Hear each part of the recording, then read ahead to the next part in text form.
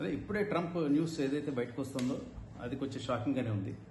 ఏదైతే 100% tariff on Indian made movies released in USA, దాని మీద 100% టారిఫ్ అని వచ్చింది. ఇది ఇంతకుముందు ఆయన చెప్పినటువంటిదే, కానీ I think executive order is sign today.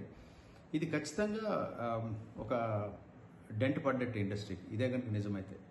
ఇది ఎలా క్యాలిక్యులేట్ చేయాలంటే, ఒక purchase price of a film, for example $1 million US rights కొన్నారనుకోండి, అది కనుక ఒక 3 million ప్రాఫిట్ చేసింది అనుకోండి, గ్రాస్ ప్రాఫిట్, దాని మీద ఖర్చులు పోను ఒక 2 million కనుక వాళ్ళకి మిగిలితే, ఈ పర్చేస్ ప్రైస్కి 100% యాడ్ చేయాలని నేను అనుకుంటున్నాను. లుక్స్ లైక్ ఎనీథింగ్ ఇంపోర్టెడ్, దానికి ఇంపోర్టెడ్ కాస్ట్ మీద 100% యాడ్ చేస్తానన్నది కదా ఆయన చెప్తున్నది. అదే కనుక జరిగితే purchase cost of film is growing up already. అలాంటప్పుడు మనం ఇప్పటికే $26, $30 పెద్ద సినిమాలకు ఆ రేట్లు ఉన్నాయి. ఉన్నప్పుడు వాళ్ళు దాన్ని ఆ బర్డెన్ మొత్తం ట్రాన్స్ఫర్ చేయకపోయినా కొంతైనా చేయాలి. ఇప్పుడు $25-30 ఉన్న సినిమాని $45 పెట్టారనుకోండి, అది ఎంత దాకా రిసీవ్ చేసుకుంటారు ఆడియన్స్ అని చూడాలి.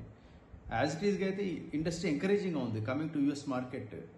మీరు కల్కి దగ్గర నుంచి చూసుకోండి, కల్కి కావచ్చు, లేకపోతే యానిమల్ కావచ్చు, లేకపోతే RRR కావచ్చు, ఏ సినిమాలైనా అన్ని సినిమాలు చాలా బాగా, పుష్ప, ఇవన్నీ అద్భుతంగా పర్ఫామ్ చేశాయి అక్కడ. అంటే 15 million, 20 million, 19 million అలా చేస్తున్న సినిమాలు, చిన్న సినిమాలు కూడా బాగున్నాయంటే చూస్తున్నారు. For example recent little hearts బాగా చేసింది, కోర్ట్ బాగా చేసింది, మిరాయ్ 3 million చేసింది.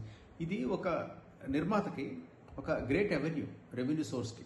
అంటే అక్కడ యూఎస్లో ఎంటర్టైన్మెంట్ వాళ్ళు డబ్బు పెట్టి వీకెండ్స్ వస్తున్నారు. అది great encouragement to our Telugu film, తెలుగేంటి ఇండియన్ ఫిల్మ్కి ఆ మాటకు వస్తాయి. సో వరల్డ్ సినిమా ఎంతో అక్కడికి యూఎస్కి వస్తుంది. లైక్ చైనీస్ ఫిల్మ్స్ వస్తున్నాయి, కొరియన్ వస్తున్నాయి, ఇరాన్ ఫిల్మ్స్ అన్నీ వస్తున్నాయి. బట్ ఇండియన్ సినిమాకి ఒక వైబ్ ఉంది అక్కడ. అంటే దీని ఫ్యాన్ ఫాలోయింగ్ స్టైల్ వేరు వీళ్ళదంతా. ఇలాంటి దాని మీద ఒక గట్టి దెబ్బ పడుతుందేమో అని నేను అనుకుంటున్నాను. అది ఎంత దాకా రిసీవ్ చేసుకుంటారు అనేది ఐఎమ్ రియల్లీ కన్సర్న్. కారణం ఏంటంటే, ఇది నెసెసరీ కమాడిటీలోకి వస్తుందా అంటే మరి రాదు కదా ఆబ్వియస్లీ. ఇప్పుడు ఆల్రెడీ ఖర్చులు పెరిగి వాళ్ళు ఉన్నప్పుడు, ఇప్పుడు మొన్న మనం చూస్తుంది H1 వీసాల మీద ఇష్యూ ఉండి ఇవన్నీ ఉండి వాళ్ళు ఉన్నటువంటి సర్వైవల్లే కొంచెం రిస్కీ అని అనుకున్న వాళ్ళు, ఎవరైనా ఇప్పుడు స్టెబిలైజ్ అవుతున్న వాళ్ళు, ఇలాంటి కాస్ట్ పెరిగినప్పుడు can they bear it. At the same time డిస్ట్రిబ్యూటర్లు can they buy at this cost, అంటే కొని 100% టారిఫ్ కట్టి రిలీజ్ చేసి సర్వైవ్ అవ్వడం అనేది దట్ ఈజీ, అది yet to be thought. And ఒక ఇటువంటి ఉన్న సినారియోలో ఒక రైస్ మీదనో లేకపోతే నెసరీ కమాడిటీ ఇండియా నుంచి వచ్చిన దాని మీదనో 100% 50% ఉంటే అది తప్పదు వాళ్ళకి. ఫర్ ఎగ్జాంపుల్ ఇండియన్ రైస్ తినేవాళ్ళు ఉన్నారు, లేకపోతే ఇండియన్ కమాడిటీస్ అక్కడికి వచ్చినప్పుడు దాని అవసరం ఉంది కాబట్టి ఎంతో కొంత ముందుకెళ్ళి వాళ్ళు తీసుకుంటారు. ఇలాంటి చోట ప్రైస్ పెరిగినప్పుడు ఏమైనా తగ్గించుకుంటారేమో. ఒక ప్రొడ్యూసర్గా ఐఎమ్ రియల్లీ కన్సర్న్. అంటే వాళ్ళు వచ్చే ఫుట్ ఫాల్స్ ఇంకా తగ్గుతాయి సినిమాది అన్నది ఐఎమ్ రియల్లీ కన్సర్న్.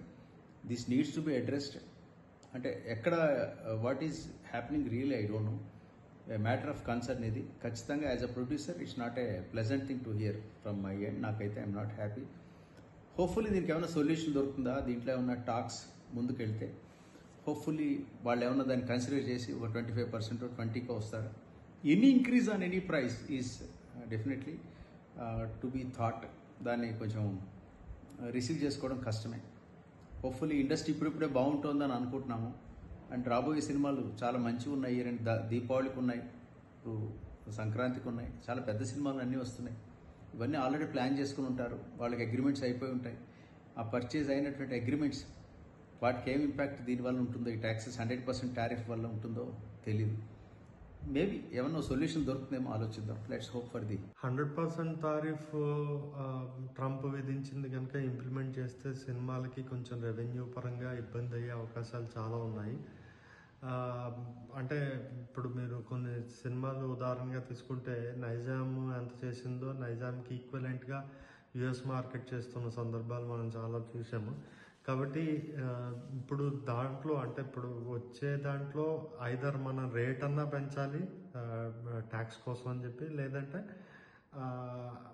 అక్కడ ఉన్న దాంట్లో, అంటే ఉన్న రేటే కనుక ఉంచితే దాంట్లో ట్యాక్స్ సబ్స్టాన్షియల్ పర్సంటేజ్ పోతుంది.